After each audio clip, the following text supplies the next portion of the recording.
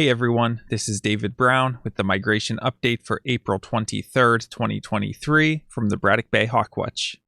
I started out the day at the Braddock Bay East Spit, which was mostly forgettable, but as we got back to the cars, we had these 3 Canada goose goslings, the first baby geese I've seen this year, and aren't they cute? I got over to the Hawk Watch platform around 8:30, and it was a nice morning. There was a nice light southwesterly wind and a bit of sunshine, so really good conditions to start off the day, and we had a really big flight in the morning. As we got later in the morning, around 11 a.m., the winds were shifting and it was becoming a heavier, cloudy and overcast sky. And later in the afternoon, we did get a bit more sunshine, but after that initial push of the first 2 hours of the count, the flight never really picked up again. Around 9:30, Greg Lawrence, who was the hawk counter here at Braddock Bay in 2018, was leading a group from Finger Lakes Community College, some sort of wetland ecology class, I believe. And they were near the platform, and they had started to walk away towards the boardwalk, and Greg called over to me and said, "Oh, there's some hawks over here to the left." And I pointed my scope over there, and this is the first bird I got on, and I immediately recognized that it's a northern goshawk. So we just see a big, bulky accipiter. We can see that long accipiter tail like Sharpies and Coops also show. But notice how broad these wings are. Just a big, bulky accipiter. And if we could get a better look at the underside streaking, we would see that it's very heavily streaked, including all the way down here to the undertail coverts. So I immediately called down to Greg, "Hey, there's a goshawk over there." And the bird actually kind of got blown towards us as it circled up, and it ended up circling really high up and streamed pretty much right overhead. So we got a pretty neat look at it. And here's the silhouette of the goshawk as it glided overhead. So just really bulky looking. You can see it's got somewhat pointed looking wingtips compared to Cooper's hawks. You can really see the bulge in the secondaries here. Looks like a really wide tail. Just a big beefy bird. Even without the shape, just how slow it circled, you could tell it was a big bird. And not too long after that, we started seeing larger and larger groups of broad-winged hawks. And especially between 10 a.m. and 11 a.m., we started seeing some really big groups. And here's a photo I took of one of the larger kettles, or at least part of it. And this is what people come out for this time of year, hoping to see these groups of hundreds and hundreds of migrating broad-winged hawks. And here's one more look at a large kettle of broad-winged hawks. And that word kettle just means that it's a group of broadwings that are all circling together on a thermal. Another highlight just before 11 a.m. were these 2 golden eagles that migrated through together and interacted a little bit in midair. After that, unfortunately, the flight slowed down considerably. And I say unfortunately because there was a field trip that came out that started at 11 a.m. So they got to see some birds, but not the huge number we had seen between 9 and 11. Here we have an adult bald eagle carrying a fish, but it doesn't look like it has a very good grasp on it because the fish is really dangling down there. This has been a common sight lately. Up top we have one of the local adult Cooper's hawks, and it's chasing off a turkey vulture. And I don't know why they go after the turkey vultures, because if they just left the vultures alone, the vultures would continue on their way on their migration, but they decide to waste all this energy chasing them around. So it's kind of fun for us to watch, but it's a little bit pointless. Here's a northern harrier, so you can see that somewhat long tail and long, somewhat pointed wings. Looks relatively plain underneath, so maybe a juvenile. And we can see it looks like it's missing at least one feather right here in the right wing.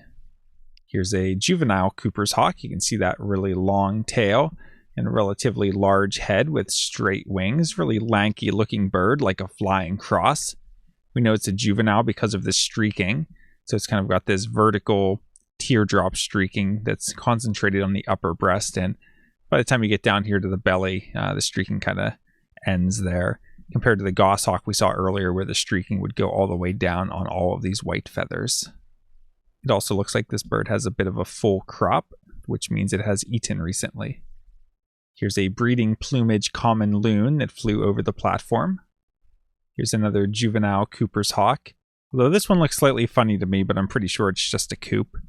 Something about the head looks weird to me, but we see that kind of long tail and long lanky wings. Shape-wise, everything looks good for Cooper's hawk, and it looks like It's a juvenile with the vertical streaking that doesn't go down all the way down here. So I think it's just a Cooper's hawk. Just something about the posture of the head makes it stand out as slightly unusual to me. Not sure why, but I think it's just a coop. Here's a bird that streamed high overhead. And what's the first thing you notice about this bird? How about those super pointy wingtips? So right away, we knew this was a falcon. And there's something about the way it was gliding. And a lot of people wonder how we can identify certain birds when they're high overhead. And it's something to do with the size of the bird relative to how fast it's moving across the sky. And sort of the slower it moves for that size dot, the bigger the bird is, if that makes sense. So just from watching this glide in, we could tell that it was a big falcon. So this is a peregrine falcon. Here's a small bird that was flying around up in the air. We see it's completely brown underneath and has these really long, pointed, thin brown wings. So this is not a swallow like we've been seeing, but this is the season's first chimney swift. Compare that to this one, which is a swallow. This was a very tiny swallow, and I actually heard it first. It has a distinctive call. But the most distinctive thing we notice about this is that it's kind of brown on the underside of the wings, and also if we saw the top side, it would be brown. But we see that it has a white throat and a white underside, except for this one brown band across the breast area. And it was a really small swallow. So this was actually a bank swallow. This adult bald eagle gave us a nice look as it soared over the bay. This female American kestrel perched in one of the trees nearby. We know it's a female because of the just overall brown coloration on the top. Let's go through some of the field marks of this raptor. So we see a somewhat owl-like facial disc to the face. It's got kind of long pointed wings, relatively long tail. So just based off the shape and that face pattern, we know that this is a northern harrier. Now we see that it has an overall brown coloration, so it's not an adult male. It's either an adult female or a juvenile. And the way we tell those apart is we look at the underside. We see that there's not really any streaking at all. So we know it's not an adult female, but rather this is a juvenile northern harrier. Let's try to identify this raptor. So looking at the overall shape, the tail isn't super long. It's more of a medium length tail. And just the overall shape lets us know that this is probably a buteo. We see that it has a brown barring on the underside. We see that it has a dark trailing edge to the wing, so we know it's an adult. The wings look somewhat pointed, and this was a relatively small buteo. We also see that the tail has a single wide white band. So all of those field marks together let us identify this as an adult broad-winged hawk. Taking a look at the eBird checklists, from the East Spit in the morning, I had 47 species. And from Braddock Bay Park today, I had 61 species. And again, things like golden eagle and northern goshawk get marked as sensitive, even though at a hawk watch, these birds aren't sticking around, so people couldn't come and disturb them. But other places, these species might be seen, especially if they're trying to nest. Those are things you'd want to keep secret. So that's why those are marked as sensitive. So if you visit this checklist on your own, you won't see them. Taking a look at hawk count for our migrant raptor totals. Today we had 156 turkey vultures, 1 osprey, 24 bald eagles, 16 northern harriers. For accipiters, we had 60 sharpies, 4 coops, and 1 goshawk. For buteos, we had 1 red shoulder, 2,100 broadwings, exactly 2,100, looks a little bit suspicious, right? And 35 red tails. We had the 2 golden eagles, and for falcons, we had 4 kestrels and 1 peregrine, for a grand total of 2,405 migrant raptors today. That brings our April total to 24,866, and the season total to 34,038 migrating raptors. The new species for today were a marsh wren singing from the marsh, of all places, good place for a marsh wren to be, and we had a few chimney swifts. And if we look at the observer list, we see that Wayne Greenstone is listed, and I'd just like to take a moment to tell you about Wayne. I first met Wayne 5 years ago when I was the counter at the Montclair Hawk Watch in New Jersey. And here's a photo of us from a Montclair Bird Club meeting from that spring. So here's me with the long hair on the right. Here's Wayne next to me, and next to him is his late wife, Elsa. And for over 30 years, Wayne and Elsa shared their passion for hawk watching out at the Montclair Hawk Watch. And coming in as the hawk counter, Wayne was there on the beginning of the first day and was just really supportive. You know, Wayne and Elsa took me out to dinner and just made sure everything was going okay for me, which, you know, as a hawk counter coming into a new state, you don't know anyone. It's really important to have supportive people like that. So it's just a great couple, great people, and just really made my time in New Jersey that much better. And I had a chance to catch up with Wayne in Cape May, New Jersey last fall. It was great to see him and really just catch up with him. And Wayne is the kind of person who just truly personifies that humbleness and passion for hawk watching. He's been involved with it for so long. He understands it really well, and he understands what it takes to get people interested in hawk watching and passionate about it. And just really good to see Wayne out on the platform today and to have a chance to hawk watch with him again. If we take a look at the forecast for tomorrow, we're looking at considerable clouds early with some decrease in clouds later. A shower of rain or wet snow is possible.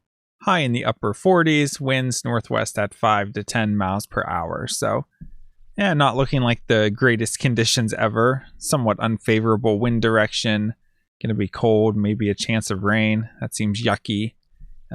I kind of like how it says some decreasing clouds later. That gives me hope there might be a little bit of sunshine to get the Raptors moving. So not looking like the best day ever, but we are right in the peak of the broad-winged hawk migration, so you never know when you're going to get a surprise flight. For Tuesday, we're looking at a mix of sun and clouds, high in the upper 40s, winds west-northwest at 5 to 10 miles per hour. That's looking like an alright day. I'd expect moderate migration, and again, big flights are always possible. And for Wednesday, a morning shower or two and then partly cloudy, high in the mid-40s, winds west-northwest at 10 to 15. It's not looking as good. Expect light, maybe moderate migration.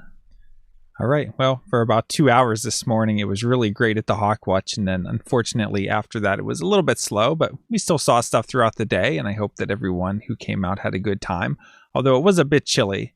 Definitely not the 80 degrees we had a week or two ago, but like I said, we're right in the peak of the broadwing hawk migration and peak season time for a lot of species.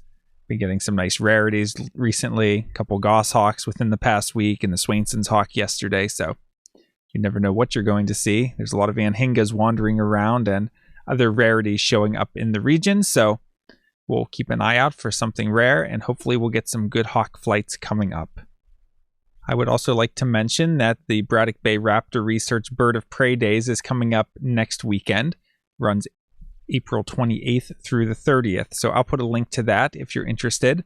There's indoor programs and displays. And of course, you can come out and visit us at the Hawk Watch.